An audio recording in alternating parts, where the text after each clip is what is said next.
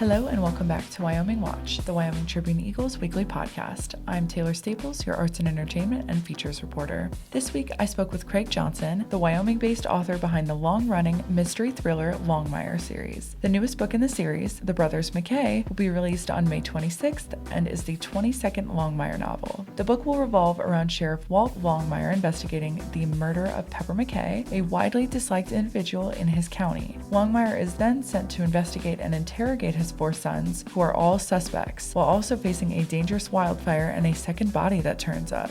Stick around after the interview to get a roundup of this week's upcoming events as well as what's been in the headlines this past week. Now, back to the show. Let's just dive right in. So we talked probably around this time a year ago about Return to Sender. And I remember when we talked about Return to Sender, you told me how it was inspired by the Cowboy State Daily article about the mail carrier. And I remember we talked about also too, your inspirations tend to come from real life stories you read, from news stories and articles. I mean, you pull from probably everywhere, but that was a big inspiration. So I have to ask the age-old question, what was the biggest inspiration for the Brothers McKay? Oh, the Brothers Karamazov, like a Dostoevsky, like to be it, which is one of those books that's haunted me throughout my literary life. But what happened is like it's always been in my family. What we've always done is the one gift that you always got on Christmas Eve was always a book. I mean, giving a book is like a really important kind of gift because it's saying a great deal about yourself as the giver of that book and saying something about the person that you're giving it to, like that. And so there's so much that's loaded in that. And I know that when I was like 13, 14 years old, I was a very precocious reader. I read everything, and I grew up in one of those houses that had stacks of books everywhere like that. And so my father, I think, had in mind to kind of teach me a little bit of a lesson and gave me the Brothers Karamazov for Christmas Eve when I was like 13, 14 years old, all 993 pages of it. Like, and I think he thought that maybe that would take me down a notch. I started in on it that night, and I think it was like the better part of a week that I read that book and finally got to the end of it.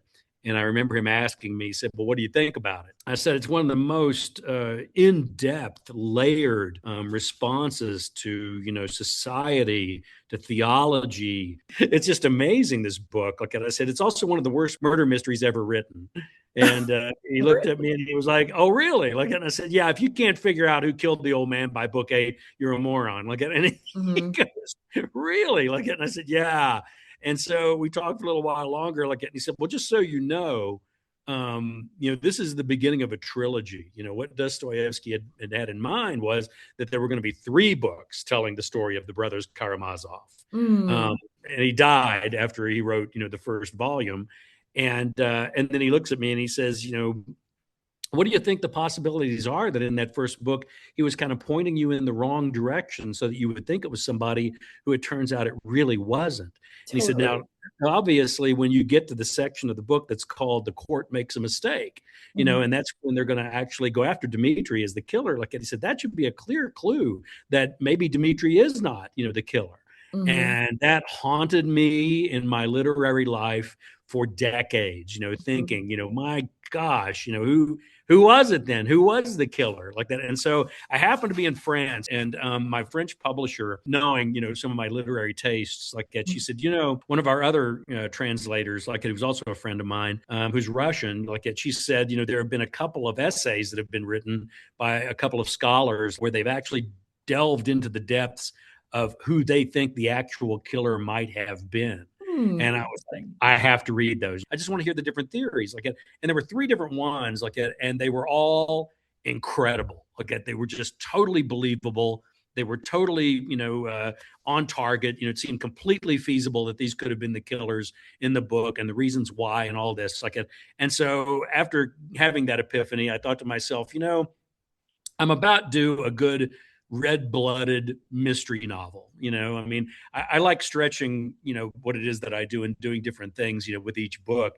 But, every once in a while, you got to get back into Absaroka County where Walt is the actual sheriff and has his jurisdictional applications like that. And then also just, to kind of delve back into that, golden era of mystery novels, the Agatha Christie's, the Raymond Chandlers, the Dashiell Hammetts, like that, and to get back into that every once in a while, just to remind you why it is, that you're writing murder mysteries and not writing, let's say, literary fiction or science fiction or romance novels or whatever like that. And, one of the great things about that particular type of book is that there's a drive to it to have a story. There's a beginning, a middle, and an end. There's no gray areas here like that, because you're attempting to solve something, solve a puzzle, a formula, a problem like that. And this one really just struck me as, so well structured. And I thought, can you take the Brothers Karamazov and relocate it in Absaroka County and still make it, a believable mystery like that, and deal also, with the social issues like that and complications that are happening in Wyoming now. And that was a joy. I had a great time writing that book. I mean, it just wrote itself. Do you feel like this book, you said it was haunting you. Do you feel like writing this book gave you the closure you've been looking for decades since reading the book? Absolutely. Absolutely. And it's only one, possibility like that. It's only one of the possibilities of those Russian scholars that wrote. So there were two others like that I could have chosen like that as possibilities, but this was the one that seemed to fit, the most like that within Wyoming and within the society of Wyoming, with the structure of Wyoming. And I don't want to get into too much detail because I don't want to give away, the ending of the book like that. But it was the one that made the most sense, for my book. Curious, like from that book specifically, what were some elements you wanted to keep almost, or did you keep any elements to kind of almost pay homage to it? Or Oh, absolutely. Like that. I mean, absolutely. I mean, well, one of the big things is like whenever you're attempting to, do, like, as you say, a literary homage, to that weighty of a piece of literature, world literature. I mean, my gosh, that book makes the list for so many people of like one of the top 10, novels ever written. It was Einstein's favorite novel of all time, like, for goodness sake. Like, and so you have to approach that, with a certain amount of respect. You can't dive in there and start changing all the characters around and doing odd things with them or something like that. You really have to try and remain true to, especially the idea of the characters themselves.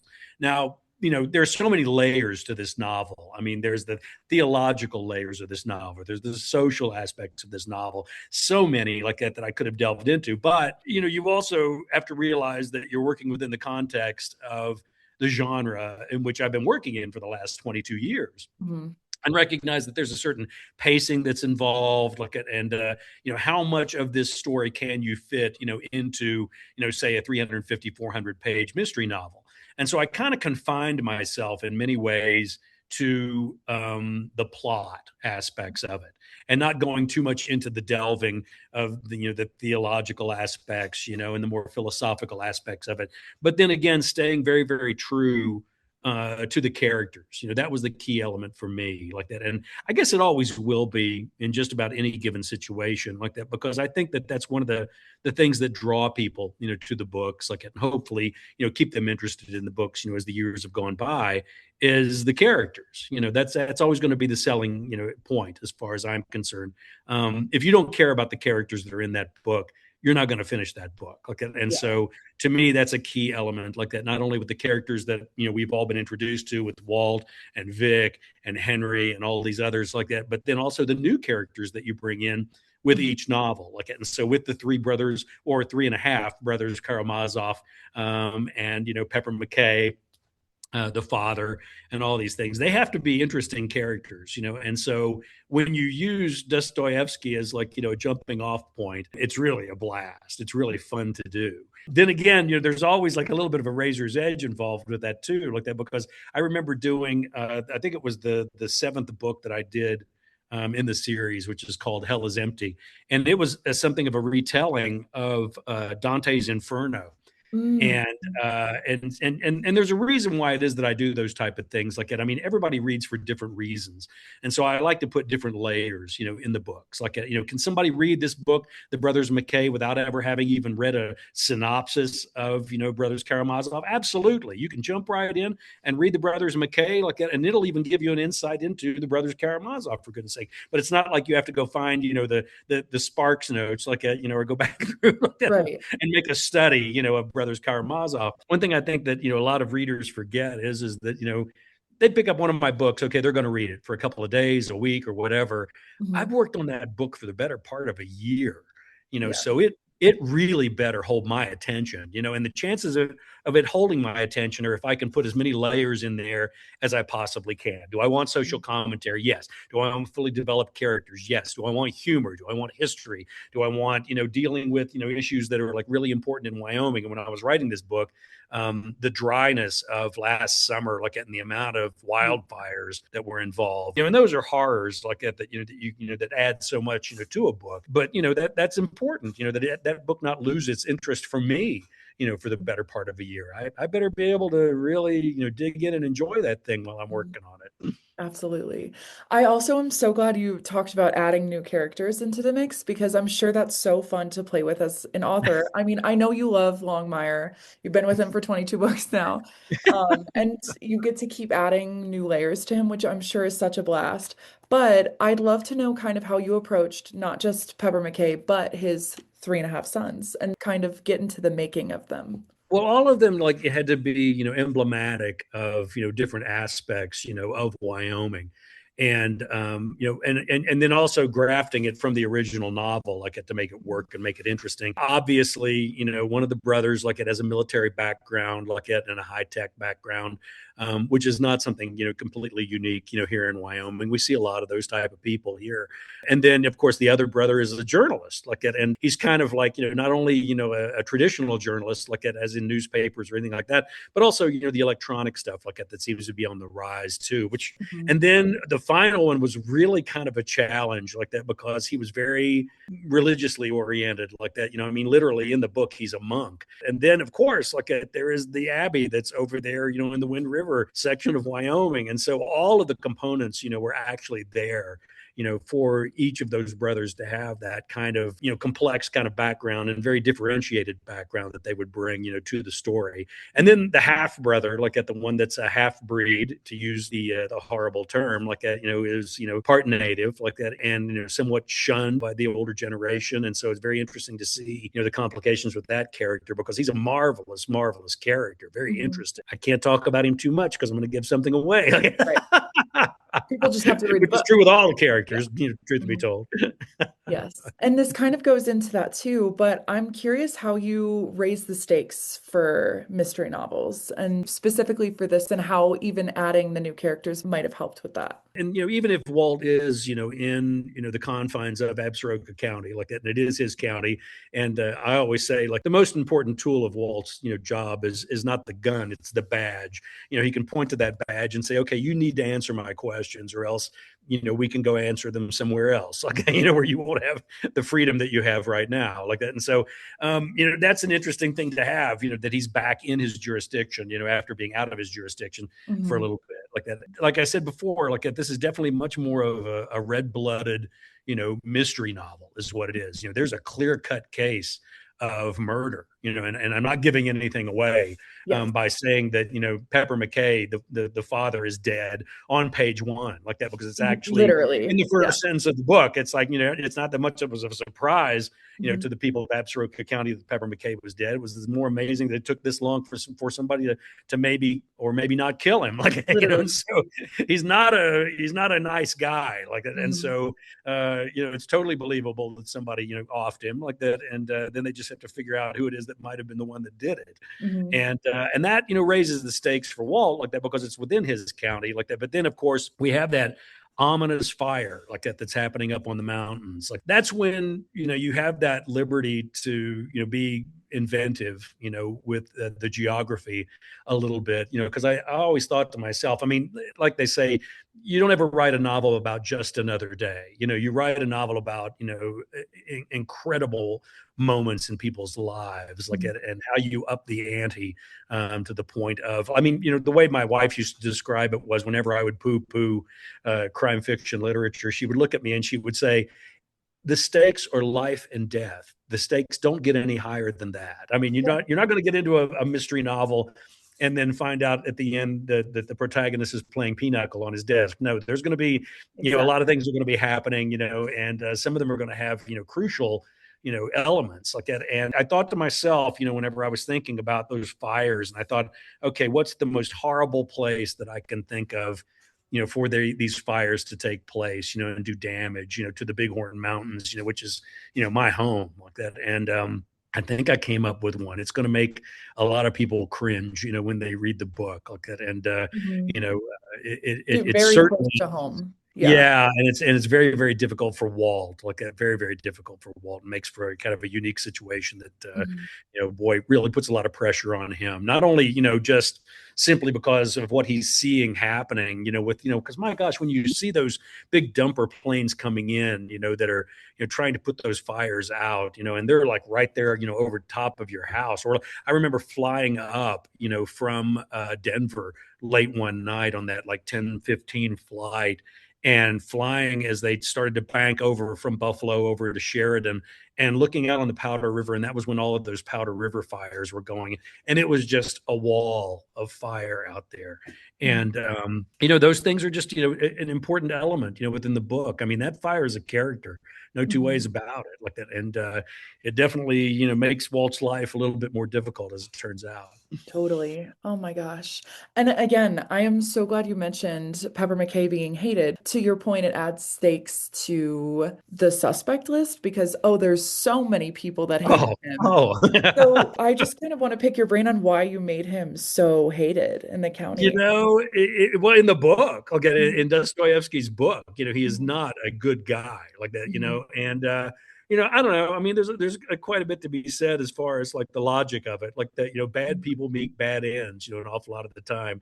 And that certainly is what happened with that character like that. But it also is just, I got to be honest with you, it's also the humor that's involved with it like that. I mean, whenever Walt's, trying to interview this one guy like that, that's a heavy equipment operator, he says, well, just thought I'd come up here and tell you like that, that, Pepper McKay is dead, and the heavy equipment operator's response is, well, this day just keeps getting better and better like that, and then his question is, well, how did he die like that? And he says, somebody hit him in the back of the head with a rock. And he goes, oh my God, that's absolutely biblical like that. Wow. Like that, and he says, well, do you mind if I ask where you were on Tuesday night? And he goes, out picking out a rock was what I was doing. Where the hell do you think I was?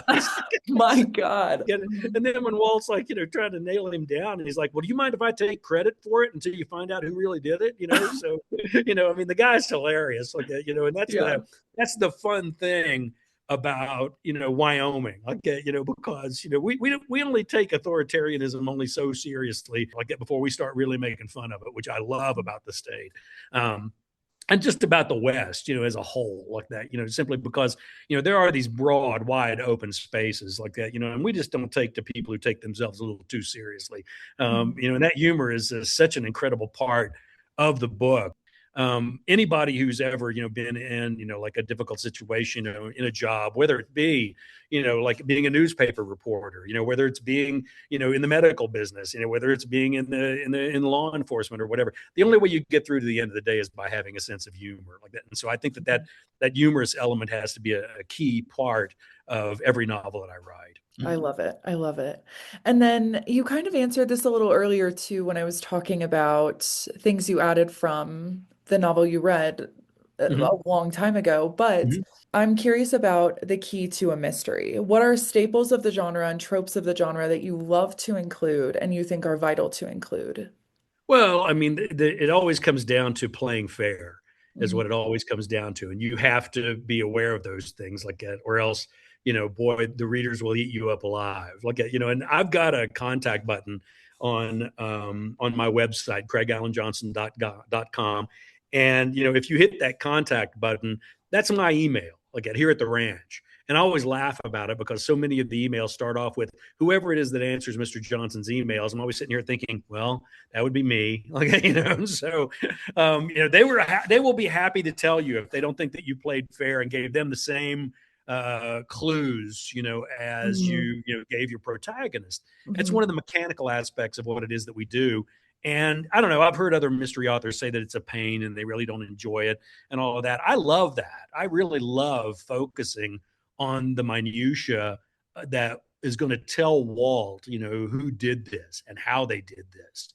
And, you try and craft it enough so that you're giving that same information, to the reader, but you're not making it so obvious that, it becomes ludicrous that by the time they're halfway through the book, kind of like how my feelings were as a child reading Dostoevsky and being so sure that I knew who the murderer was. Like, you got to walk that tightrope, like to make it so that, maybe they know who it is, maybe they don't know who it is, but then you've also got to throw in enough red herrings to where they start thinking, whoa, that I think I thought it was this person, but now that I've got this piece of information, this is kind of leading me in this direction. And that's where I think you have a little bit of an advantage when you write the novels in first person like that, because, we're in Walt's head, from, that first sentence, at the beginning, about, Pepper McKay being killed, and how come it took so long for somebody to do it like that. And all the way through till the very last sentence of the book, and so what the opportunity of that is, you get the same information that Walt gets as Walt gets it,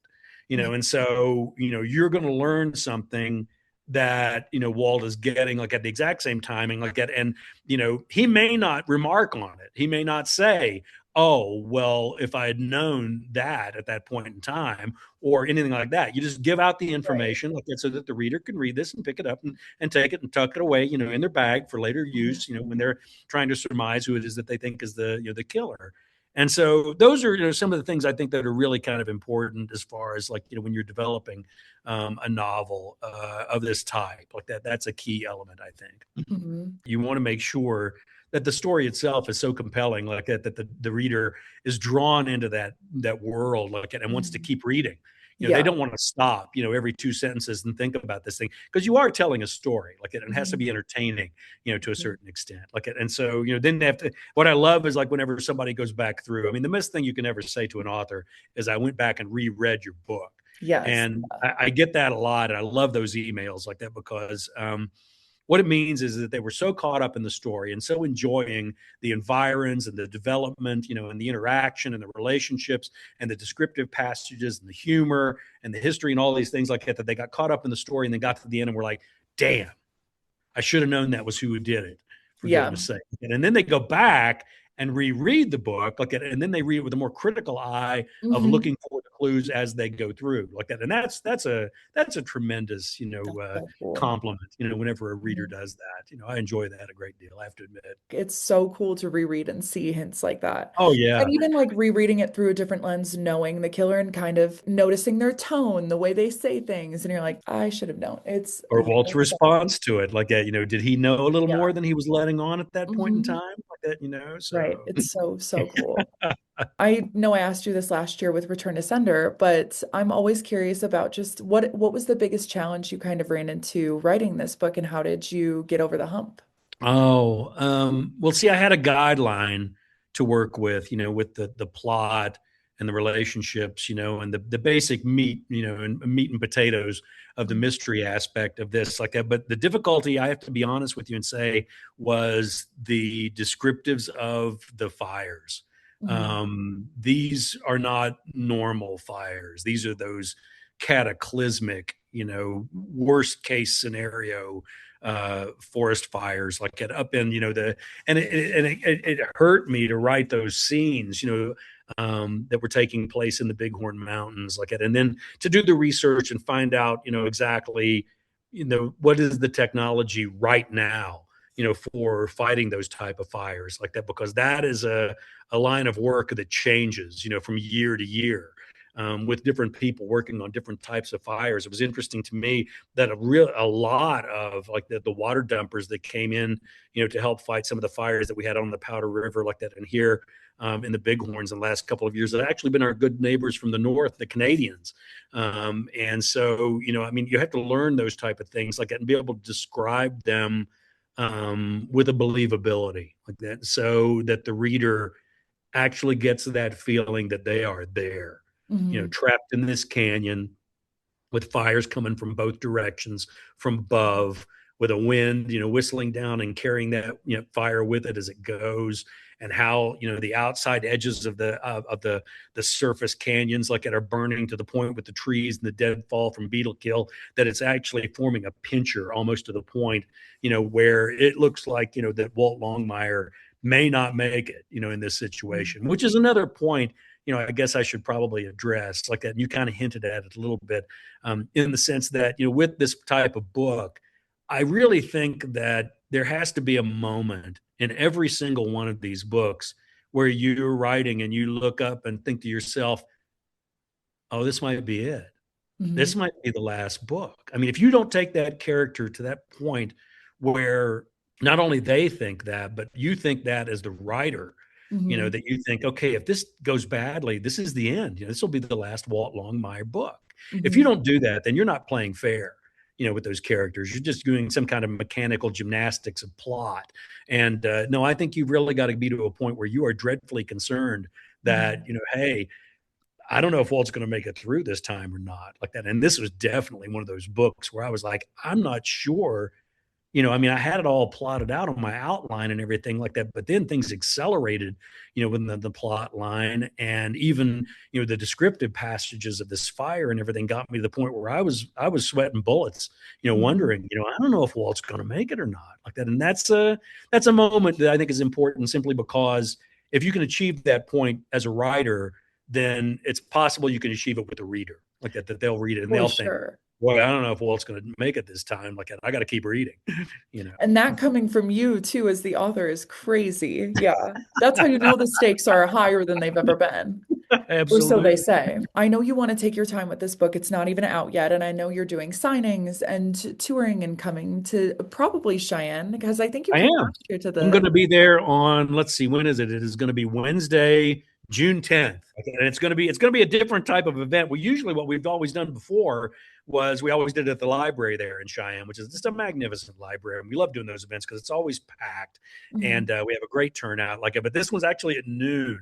And so I don't know if it's going to be at the library or it's going to be actually up at the Barnes and Noble. Okay. So I'm not sure like that. But the reason we're having to do that, of course, is that when I get back into Wyoming, I have to do multiple events, every day. And so Cheyenne got noon like that because I'm going to be coming up, from an event, I think, in Loveland and one in Denver. Like that. And so we have to do multiple ones every day. And, it's always fun to come home like that. But I look forward to seeing everybody in Cheyenne on that Wednesday, the 10th of June. That is very awesome. The reason I asked that too is you're already working on the next Longmire book. It's already done. It's already done. Already finished it. I've hit this streak like at where, I mean, you have ideas like at, and the trick is not think about that idea too much before you finish the book you're working on. Now, but what I do though is I do research. Like I'll do research like about a year in advance, where I'll be like, reading books, and watching documentaries like it, and doing all of these different things like it to prepare myself for the book that I'm going to write. Like, well, the benefit of that, of course, is that, man, by the time I sit down to write that book, I am chomping at the bit to get into that book and start writing it like it. And this one went so quickly. I was amazed by it. Then this next one went even faster than that. So, I don't know. We'll see what happens. I'll probably be incredibly slow on the next one. So who knows what'll happen. Yeah, maybe relish, take a little time on the book tour. Yeah. Absolutely. Yes, that's awesome that it's already finished. Oh, and then we've also got a collection of short stories coming out in November. So we had the one collection of short stories that came out from that one short story that I had on Cowboys and Indians magazine that won the Tony Hilliman Award. And then I just started writing them like that. And then I started doing like library events all over northern Wyoming, like at every Christmas, like it. And so we had enough of them after 13 years like that we did Wait for Signs, which came out, I think it's been about 7 years ago or more, maybe more like 10 years ago or so. Anyway, we have enough short stories that there's going to be another collection of short stories called Have Courage that'll be out in November. So two Walt Longmire productions. Crazy. People aren't going to have to go too long without. No, not without Walt. Yeah, I hope no. That's awesome. Craig, it is so wonderful to talk to you. Oh, my joy. Taylor, it's always a joy. This is such a fun, it's so fun to do. I just have such a blast. Now, let's get into the events this week. Today, Friday, April 24th, LCCC's production, Naked Mole Rat Gets Dressed, The Rock Experience will play at 6 p.m. in the Surbrugg Prentice Auditorium both tonight and tomorrow night. Then, the Pine Bluffs Historic High School is hosting Joseph Hall for an Elvis tribute show at 7 p.m. Also, Comedy That Cares, featuring Vaughn Sprecken from Second Chance Comedy, will have another show at the Metropolitan downtown at 7 p.m. On Saturday, April 25th, there's a Mother's Day vendor market from 8 a.m. to 3 p.m. at the Frontier United Methodist Church on East 4 Mile Road, as well as a Race to Space weather balloon launch event at the Cheyenne Children's Museum at 9 a.m.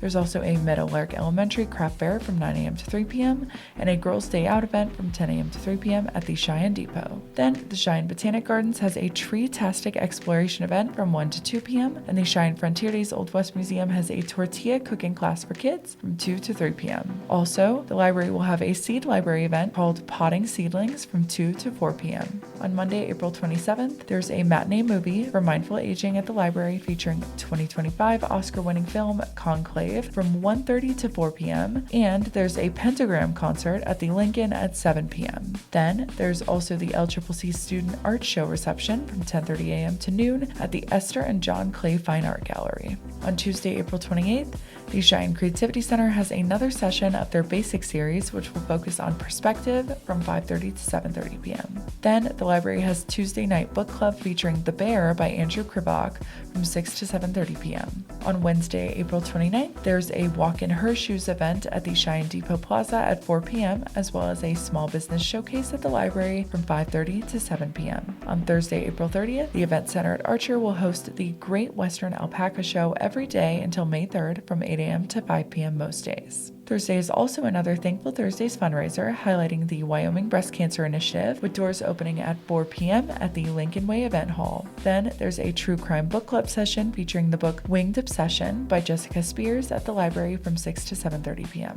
Finally, the Cheyenne Civic Center has a concert featuring Stayin' Alive, a Bee Gees tribute band, at 7:30 p.m. For the full list of events, go to wyomingnews.com.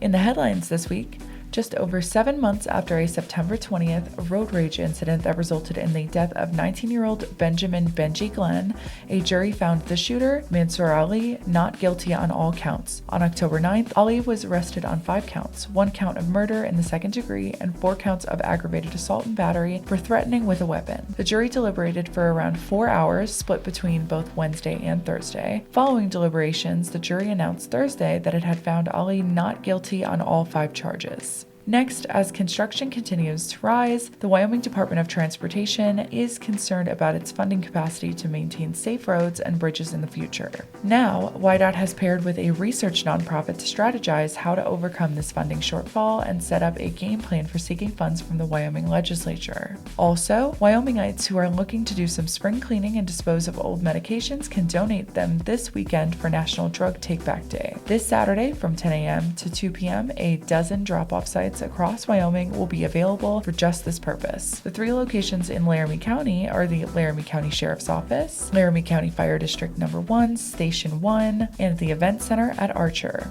Thank you again for tuning into Wyoming Watch. Tune in next week for more local news.